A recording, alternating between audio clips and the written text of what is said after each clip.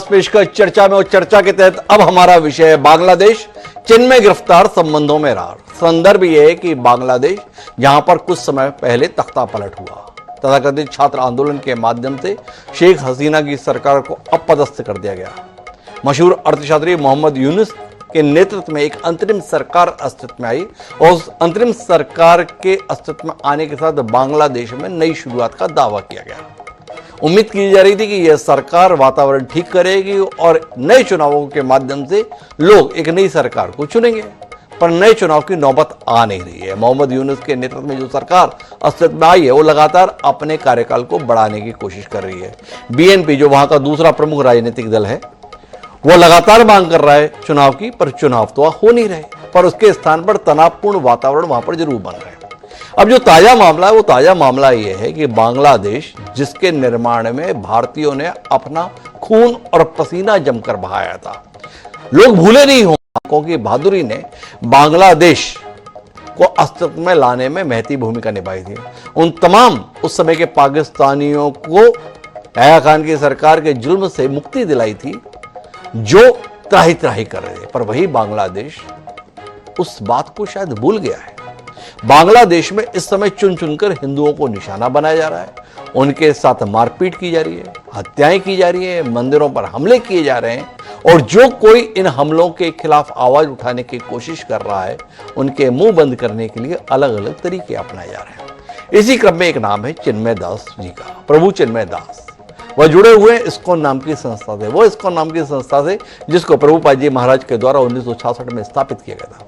वह संगठन जो कृष्ण भक्ति के माध्यम से मानव चेतना के उत्थान के लिए समर्पित है, वह संगठन जिसके आकर्षण से बंधकर देश दुनिया के जाने कितने ही लोग कृष्ण भक्ति में रम गए हैं और अपने जीवन को सार्थकता प्रदान करने की कोशिश कर रहे हैं। वह इस्कॉन जिसकी पूरी दुनिया में तकरीबन 1000 से अधिक केंद्र हैं, यहां तक कि पाकिस्तान में भी 12 इस्कॉन मंदिर मौजूद है।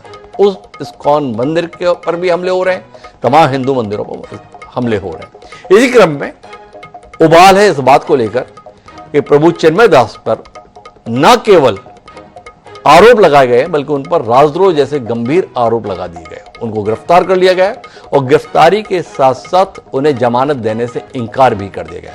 भारत सरकार ने इस पर ऐतराज जताया और भारत सरकार ने इस बात पर क्षोभ जताया है कि जो लोग हिंदुओं पर हमले कर रहे हैं उनके खिलाफ तो सरकार कार्रवाई नहीं कर रही है, पर जो शांतिपूर्ण तरीके से इनके खिलाफ आवाज उठा रहे हैं उनके मुंह बंद करने के लिए इस प्रकार के हथकंडे अपनाए जा रहे हैं।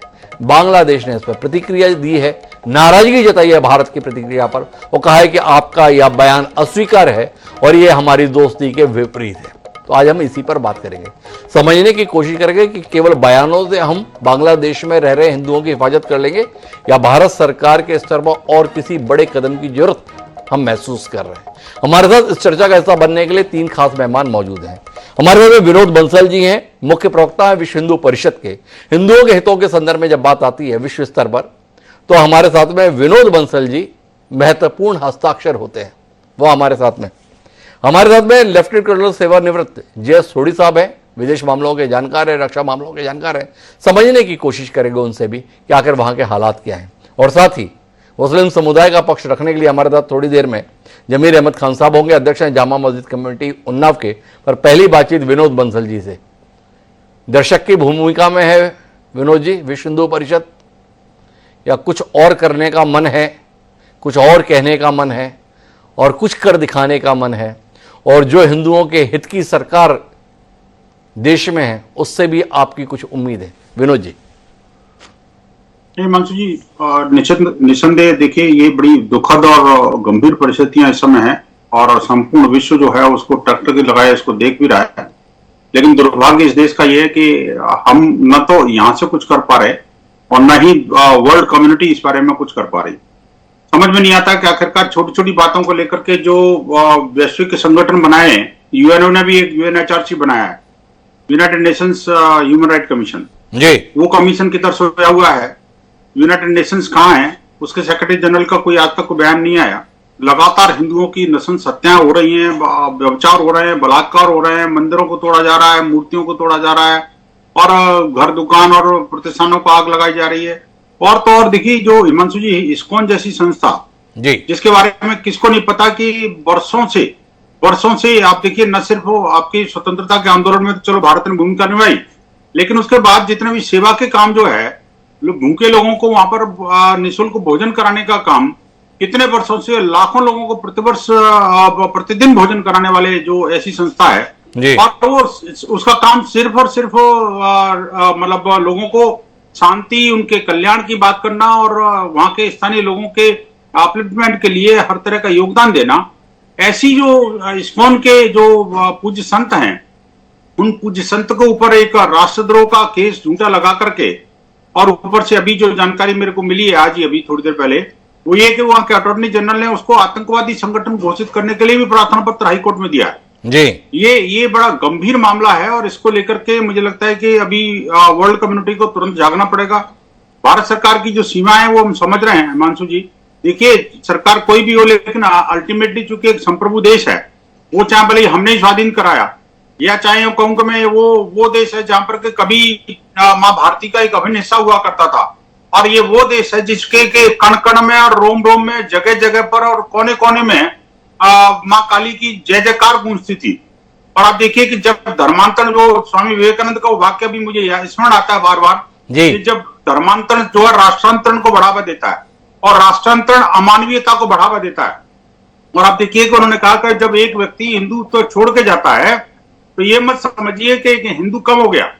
आपको ये समझना पड़ेगा कि आपके साथ में 50 हिंदुत्व के दुश्मन खड़े हो गए, हिंदू समाज के दुश्मन खड़े हो गए। तो ये जो उन्होंने जो बात कही थी उस समय हमें अकल्पनीय लग रही थी, आज वो कल्पना जो है ना साकार हो रही है। हम देख रहे हैं कि हमारी जमीन का टुकड़ा, हमारी माँ भारती का एक अभिन्न हिस्सा, न सिर्फ माँ भारती से अलग हुआ, बल्कि उसकी संस्कृति, उसकी जीवन मूल्य और उनकी जो अपने महापुरुष थे, उन सबसे अलग हो गया। ये जो है ना, वो इस्लामिक कट्टरपंथ ने उनको इस तरह से ग्रिप में बांधा हुआ है हिमांशु जी, कि वो आज जो है ना, वो जिहादियों की जन्नत बन गया है, और वो अफगानिस्तान की राह पर जा रहा है। तो मेरा सवाल आपसे है विनोद जी, कि भाई देश में एक मजबूत सरकार है, मजबूत नेतृत्व है, ये भरोसा पैदा करने की कोशिश सतत रूप से की गई है कि अब सनातन संस्कृति सुरक्षित है, सनातन धर्म सुरक्षित है। पड़ोसी मुल्क में सीधे तौर पर अनाचार अत्याचार हो रहा है उन हिंदुओं पर, उन सनातन धर्मियों पर। खबरें आ रही हैं कि हाथ में रक्षा सूत्र देखते ही हमले कर दिए जा रहे हैं। क्या विनोद बंसल जी की भारत सरकार से अपेक्षा है कि वो कुछ दृढ़ता पूर्वक संवाद करे, कुछ इस तरीके से बात करे जिससे पड़ोसी मुल्क को समझ में आए? उसके सामर्थ्य और भारत के सामर्थ्य में बड़ा अंतर है, ऐसा बताया जाता है। क्या हम केवल लाचारी के साथ देखते रहेंगे वहां पर हो रही इस अमानवीयता को? हम ऐसे ही बेबस बने रहेंगे? उस दौर में 1971 में इंदिरा गांधी ने सीधी कार्रवाई कर दी थी। क्या बांग्लादेश को यह एहसास कराने की जरूरत है कि हमारे सैनिकों का वही साहस और वही शौर्य और वही राजनीतिक इच्छा शक्ति सरकार की बरकरार है जो उस समय कार्रवाई कर सकती है, तो वो अभी भी कर सकती है? सवाल है। नहीं हिमांशु जी, मैं आपकी बात से सहमत हूं। देखिए, आज की डेट में कोई लाचार सरकार नहीं है, कोई पंगु सरकार नहीं है, किसी के टुकड़ों पर पलने वाली सरकार नहीं है। मैं कह सकता हूं कि हमें इस बात का गर्व है कि भारत में एक सशक्त नेतृत्व है, और वो नेतृत्व शुरू से ही उस स्थिति को न सिर्फ देख रहा है बल्कि उस पर टाइम टू टाइम रिड्रेसल भी कर रहा है। लेकिन हाँ, ये जरूर मैं मानता हूं कि वो शायद वो हम नहीं कर पाए जो अभी तक हो जाना चाहिए था। लेकिन कहीं ना कहीं जो कूटनीतिक मजबूरियां हो सकती हैं सरकार की, हमारे कल अंतर्राष्ट्रीय महामंत्री माननीय बजरंग बागड़ा जी ने एक स्टेटमेंट जारी किया था, आपने देखा होगा। उसमें बाकायदा इस बात का जिक्र भी किया है कि भारत सरकार ने यद्यपि कुछ कार्रवाई की है, लेकिन वो अभी अपूर्ण और अधूरी है। जब तक हिंदुओं को न्याय नहीं मिलेगा, वहां उनकी सुरक्षा सुनिश्चित नहीं की जाएगी, तब तक वो सब चीजें एक कागजी लिफाफा ही माना जाएगा। चर्चा रह जाएगी। विनोद बंसल जी इत्तेफाक रख रहे हैं, उनका मन भी कहीं ना कहीं इस वेदना के साथ है कि हम वो नहीं कर पा रहे हैं जो हमें कर गुजरना चाहिए। पर क्यों नहीं कर पा रहे? तो इसे समझाने के लिए सोढ़ी साहब हमारे साथ में है, अंतर्राष्ट्रीय परिस्थितियों को समझते हैं, भारत पाकिस्तान और बांग्लादेश के बीच की जो कूट रचना है उसको भी समझते हैं। सोढ़ी साहब थोड़ा रोशनी देंगे क्या चल रहा है इस समय बांग्लादेश में, और बांग्लादेश सीधा पंगा क्यों ले रहा है? स्पष्ट तौर पर है वो जो कुछ कर रहा है उससे भारत के साथ रिश्ते दोस्ती से दुश्मनी की ओर जा रहे हैं।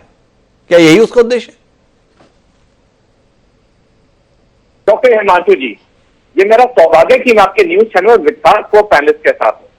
1947 में जब पाकिस्तान एक नए राष्ट्र के रूप में उभरा तब वो दो हिस्सों का एक देश था।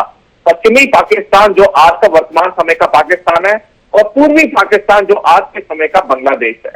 और 1951 में पाकिस्तान में पहला सेंसस हुआ और ये आंकड़े निकल गया पाकिस्तान में कि वेस्टर्न पाकिस्तान में जो हिंदुओं की तादाद है वो 3.44% है और ईस्ट पाकिस्तान में हिंदुओं की जो संख्या है वो 23.20% है।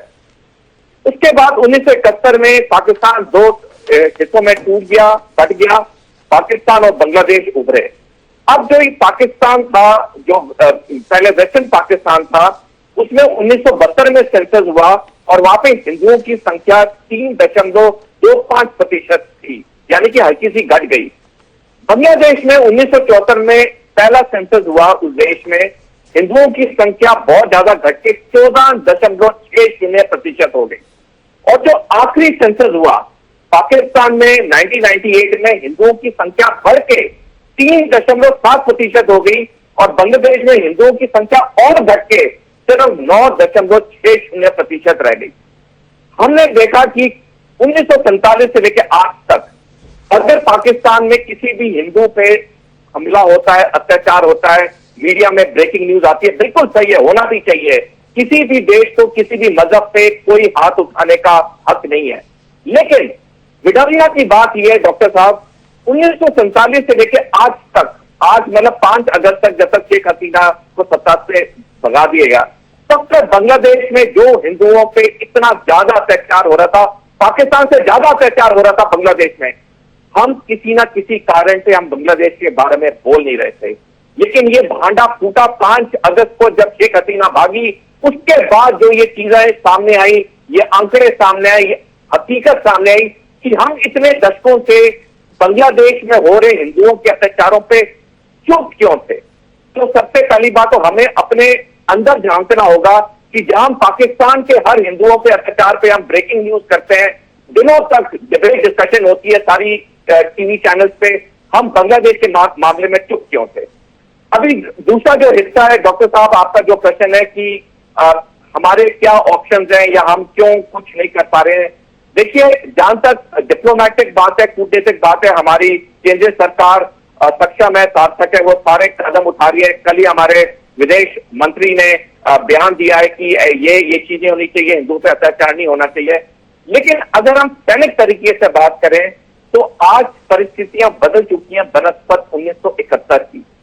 1971 में हमें सिर्फ पाकिस्तान के साथ लड़ना था, हमें रूस का अटूट साथ था। हमने उस वक्त युद्ध किया जब बर्फ थी, जिसकी वजह से चीन अगर चाहता भी तो अपने सेना को नहीं दे सकता था पाकिस्तान की मदद के लिए। लेकिन आज की तारीख में ये पूरी परिस्थितियां बदल चुकी हैं।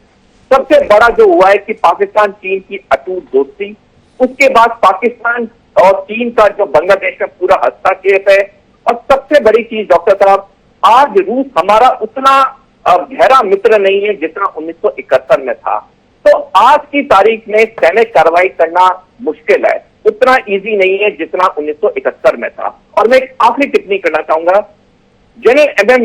नरावने जो कि 28वें सेना अध्यक्ष हैं, भारतीय सेना के 2 साल पहले रिटायर हुए हैं, उन्होंने पिछले साल 7 अगस्त 2023 को द प्रिंट में लेख लिखा, जिसमें उन्होंने लिखा 2 फ्रंट वॉर भारत के लिए बहुत दिक्कत खड़ी कर सकती है। और अगर हम इस 2 फ्रंट वॉर में बांग्लादेश को भी अब जोड़ लें, क्योंकि जैसे आपने सही कहा कि जिस तरह से बांग्लादेश जा रहा है वो बिल्कुल हमारे दुश्मन देश की तरह हस्तक्षेप कर रहा है, ये 3 फ्रंट वॉर हमारे लिए बहुत मुश्किल हो जाएगी। बहुत तो कठिन समय है हमारे लिए, ये बताने की कोशिश कर रहे हैं थोड़ी साहब। लेकिन हिंदुस्तान में, भारत में मुसलमानों को लेकर अगर कोई बात होती है तो बड़ी चिंता व्यक्त की जाती है, पर भारत का मुसलमान बांग्लादेश में जो कुछ हो रहा है उसे लेकर क्या सोचता है, क्या महसूस करता है, ये जानने में हमारी दिलचस्पी है। जाने माने इस्लामिक स्कॉलर अतीकुर रहमान साहब हमारे साथ जुड़े हैं, उनसे ही समझने की कोशिश करते हैं। अतीकुर रहमान साहब, ये बांग्लादेश में जो कुछ हो रहा है इस पर आपकी दृष्टि। इस्कॉन एक आतंकी संगठन है, यह बताने की चेष्टा की गई है अटॉर्नी जनरल और बांग्लादेश के द्वारा अदालत में। हो सकता है हम कार्यक्रम कर रहे हैं तब तक में ही या एक दो दिन में इस्कॉन को एक कट्टरपंथी संगठन बताते हुए प्रतिबंधित कर दिया जाए। आपकी प्रतिक्रिया? वहां पे हो रही मारकाट, वहां पर हिंदुओं पर हो रहे जुल्म, किस दृष्टि से देख रहे हैं आप? डॉक्टर साहब, मैं सुन रहा था सोधी साहब को भी, विनोद बंसल जी को भी, और इससे पहले भी मैं कई बार इस चीज को कह चुका हूं बांग्लादेश के मामले पर कि अगर ये बांग्लादेश में जो कट्टरता उभर रही है इसको रोका नहीं गया तो एक दूसरा पाकिस्तान हमारे पड़ोस में हमको झेलना पड़ेगा, जो हिंदुस्तान अफोर्ड नहीं कर पाएगा। और ये दुख की बात है। सोधी साहब ने भी कहा कि ऐसा नहीं है कि अभी पता चला है, इंटरनल इनको जानकारी थी कि वहां के माइनॉरिटीज को, हमारे हिंदू भाइयों को प्रताड़ित किया जा रहा है। और हम तो अब तक के यही समझते थे डॉक्टर साहब कि हमारी सरकार CAA जो लाई है, और मैंने आपसे कहा था कि CAA में जो हमारे प्रताड़ित हिंदू भाइयों को लाने का क्लॉज है उसके ऊपर हमारा ऑब्जेक्शन नहीं था। तो आज की तारीख में क्यों हम अपने बॉर्डर्स को सील करके बैठे हैं? कितना मुश्किल है भारत सरकार के लिए कि CAA के तहत तमाम हमारे हिंदू भाइयों को तुरंत यहां पर बॉर्डर एरियाज में उनको बसाने का इंतजाम करे। मैं ये बहुत बड़ी बात कह रहा हूं, मैं नहीं समझता हूं कि इसके इंप्लीकेशंस क्या हैं। मेरी जो हैसियत है मैंने वो दिल की मेरी व्यासा आपको बयान की। दूसरा इंपॉर्टेंट पहलू यह है डॉक्टर साहब कि मैंने विनोद बंसल जी को सुना और मुझे इतना अच्छा लगा, शायद पहली बार ये होगा हमारी लाइफ में कि मैं विनोद बंसल जी की बातों से पूरी तरह से सहमत हूं। सिर्फ एक और बात अगर अपने स्टेटमेंट में ये थोड़ा सा सुधार कर लें, जब तक कि आप मुसलमानों को जिहादी बुलाते रहोगे, विनोद बंसल जी, बहुत बड़े बड़े जो समस्या होती है ना उनको भी कभी कभार अच्छी बातों से, मीठी बातों से आप हल कर सकते हैं। अगर आप ये जिहादी मुसलमानों को एक उसमें खड़े करके बोलना बंद कर दें तो बहुत सारी हमारे देश की भी समस्याएं और हमारे पड़ोसी देश की भी समस्याएं हम हल कर सकते हैं। ये तो सब ठीक है, पर मोहम्मद यूनुस की जो छवि थी एक बड़े अर्थशास्त्री की थी। उनको दुनिया में जो पहचान मिली थी वो वंचित वर्ग को मुख्य धारा में लाने की उनकी कोशिशों के संदर्भ में दी गई थी। जो महिलाओं के स्व सहायता समूह उन्होंने बनाए थे उसके लिए उन्हें जाना गया था। मोहम्मद यूनुस सरकार के रहते हुए वहां के अल्पसंख्यकों के साथ हो रहा व्यवहार, इस पर कोई दृष्टि आपकी है? इस पर आपकी कोई टिप्पणी है? क्यों हो रहा है ये सब? डॉक्टर साहब, as a researcher on political science मैं आपको इतना बता सकता हूं कि क्योंकि एक coup आया, एक तरह का रेवोल्यूशन बांग्लादेश में आया, और वो रेवोल्यूशन की उपज ये हुई कि हमने एक नोबेल लॉरियट को पूरा इंतजाम संभालने दे दिया। As a researcher on political science मैं आपको बता सकता हूं कि क्राइसिस के दौरान नोबेल लॉरियट का काम नहीं होता है, बल्कि एक आयरन फिस्ट की जरूरत होती है। एक ऐसा सोल्जर वहां पर कायम होना चाहिए था जो सबको मार मार कर ठीक कर दे। नॉर्मल हालात के अंदर मैं समझ सकता था कि मोहम्मद यूनुस साहब शायद कुछ अच्छा कर देते, लेकिन this is not his cup of T. मैं नहीं समझ पा रहा हूं कि उनको क्या। रहमान साहब का कहना है कि कठिन समूह में गलत आदमी को गलत जगह पर बिठा दिया गया है। विनोद बंसल जी, आपकी प्रतिक्रिया?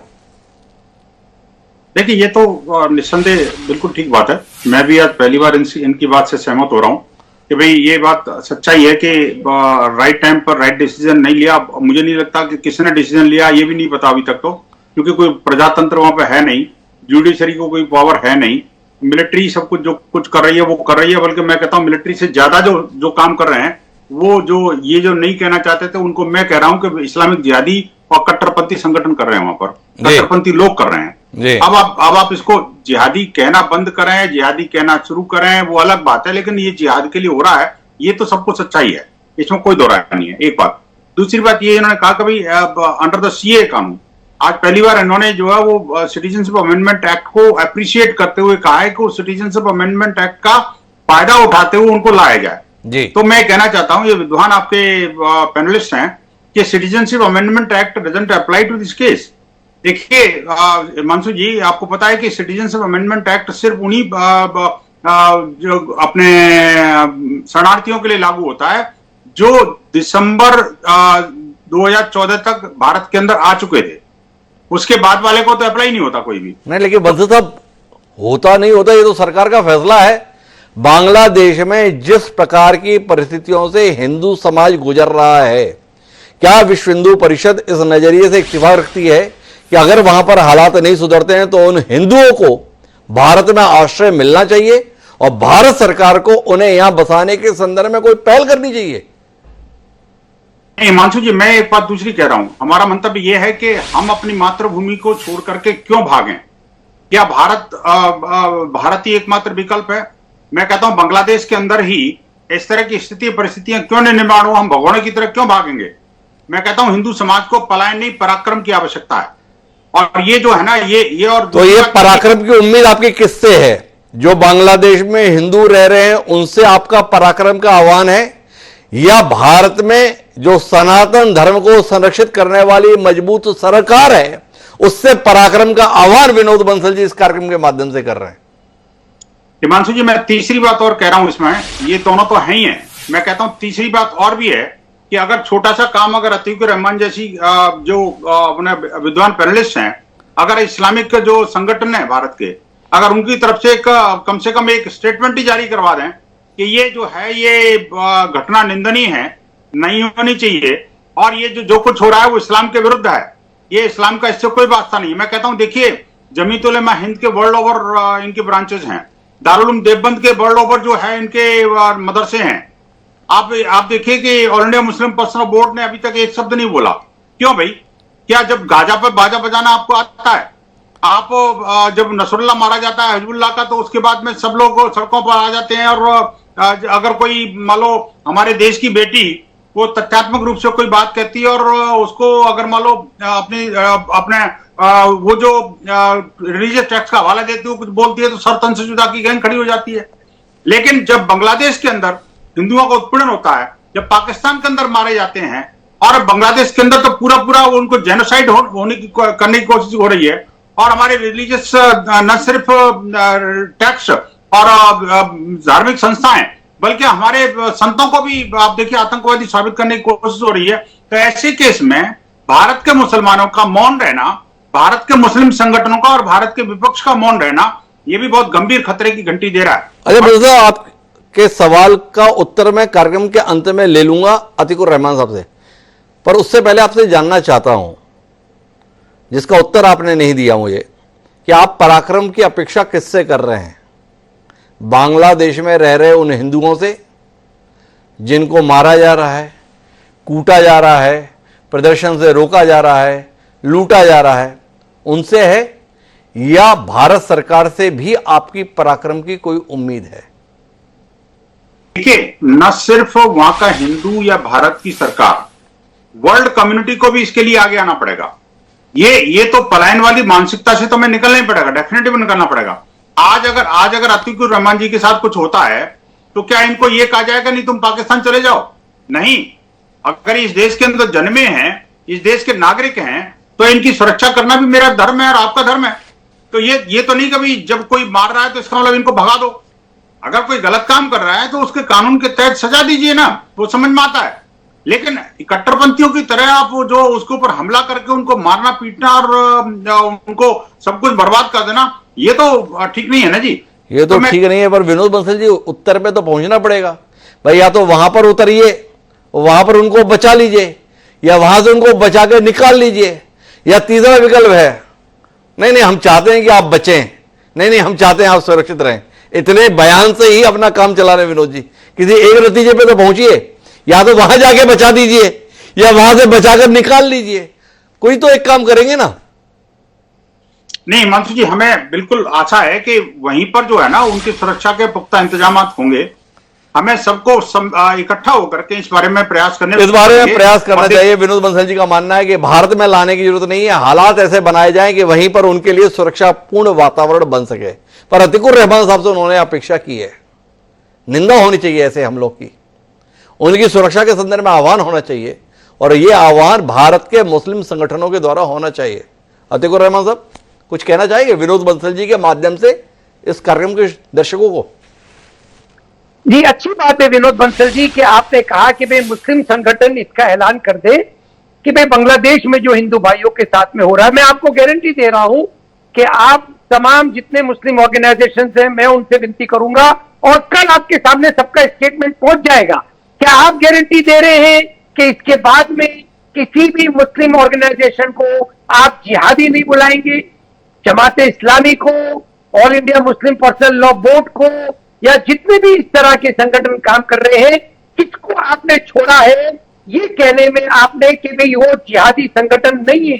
जिसने डॉक्टर साहब सिर्फ वोट देने की बात की कांग्रेस को, तो उन पर इल्जाम लगाया गया कि देखिए ये जिहादी कांग्रेस को वोट डालने जा रहे हैं, इनको बीजेपी को वोट डाल देता।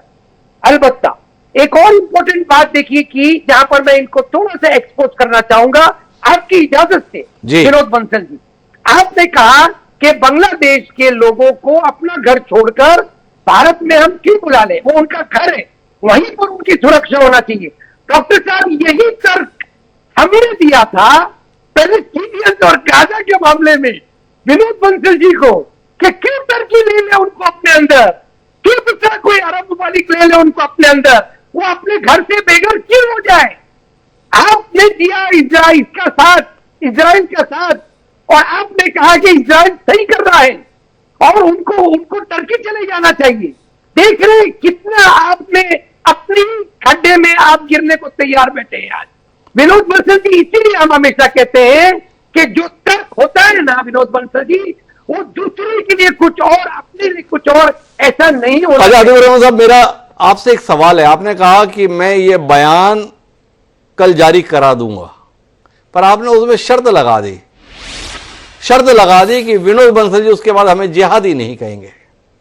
मतलब विनोद बंसल जिहादी नहीं कहेंगे तो ही आप इन हमलों को गलत ठहराएंगे, या विनोद बंसल भले ही जिहादी बताएं, उनका संगठन जो भी सवाल उठाए, गलत है तो गलत है, सही है तो सही है। अतीकुर रहमान साहब को नहीं लगता कि ये जिम्मेदारी बनती है इस देश के तमाम मुस्लिम संगठनों की कि वो बांग्लादेश में निर्दोषों पर हो रहे, विशेषकर हिंदुओं पर हो रहे अत्याचार के खिलाफ मुखर आवाज उठाएं, अपनी असहमति व्यक्त करें और इस्लाम के सिद्धांतों के तहत आचरण के लिए वहां की जनता से आह्वान करें? या आपको विनोद बंसल जी के सर्टिफिकेट की जरूरत है? यह सर्टिफिकेट जब तक जारी नहीं होगा तब तक मैं न दूंगा ऐसा बयान। डॉक्टर साहब, मैंने तो एक सिर्फ सुर्रा फेंका था ये बयान करने के लिए कि विनोद बंसल जी जो आज तक के इल्जाम लगाते आए हैं जिहादियों का हमारे संगठनों पे, कैसे आप उम्मीद कर रहे हैं कि वो आपके लिए वेट करेंगे और अब तक के स्टेटमेंट इशू नहीं किया होगा? और मेरी तो डॉक्टर साहब हैसियत भी नहीं है कि मैं जमात इस्लामी को जाकर कहूं कि मैं स्टेटमेंट इशू कर दे। सवाल ये है, देखिए डॉक्टर साहब, सीरियसली स्पीकिंग विनोद बंसल जी का ये मानना ही गलत है कि मुस्लिम संगठन चाहते हैं कि बांग्लादेश के अंदर जमात इस्लामी जैसे कट्टर लोग सत्ता में आए। आपने कैसे मान लिया ये? मेरा समय समाप्त हो रहा है। मुझे लगता है इस चर्चा को और विस्तार से करने की मुझे जरूरत थी। कोशिश करूंगा कि आगे मैं इस पर और विस्तार से बात कर पाऊं, लेकिन एक दिशा ये आई है कि कुल मिलाकर कम से कम भारत से एक स्वर उभरना चाहिए जो कुछ बांग्लादेश में हो रहा है उसकी असहमति के खिलाफ। इंसान होने के नाते यह जिम्मेदारी बनती है और केवल ये भारत की नहीं, दुनिया भर से यह आवाज आनी चाहिए कि बांग्लादेश में तथाकथित तौर पर जो सरकार अस्तित्व में आई हुई है वो सरकार अपनी जिम्मेदारी को पहचाने और अल्पसंख्यकों की सुरक्षा को सुनिश्चित करे, विशेषकर हिंदुओं के संदर्भ में। और इस्कॉन के प्रभु चिन्मय जी को तुरंत रिहा किया जाए। एक शांतिपूर्ण सभा का आह्वान राजद्रोह कैसे हो सकता है ये सवाल अभी भी अनुत्तरित है, इसका उत्तर आना चाहिए। आप तीनों मेहमानों का बहुत बहुत धन्यवाद इस नाजुक विषय पर चर्चा का हिस्सा बनने के लिए। आज के इस कार्यक्रम में इतना ही। समय है अब आज के शेर का। तो हमारा आज का शेर बांग्लादेश के हालात और वहां के तमाम हिंदुओं पर दर्ज हो रहे मुकदमों के संदर्भ में कुछ यूं है कि कच्चे मकान जिनके जले थे फसाद में, कि कच्चे मकान जिनके जले थे फसाद में, अफसोस उनका नाम ही बलवाइयों में था। नईम जजवी ने क्या कमाल की बात कही थी। उम्मीद है कि यह शेर कहीं ना कहीं बांग्लादेश की हुकूमत के जहन में जाएगा और कुछ ना कुछ नतीजा सामने आएगा। मुझे दीजिए, सब बड़ा।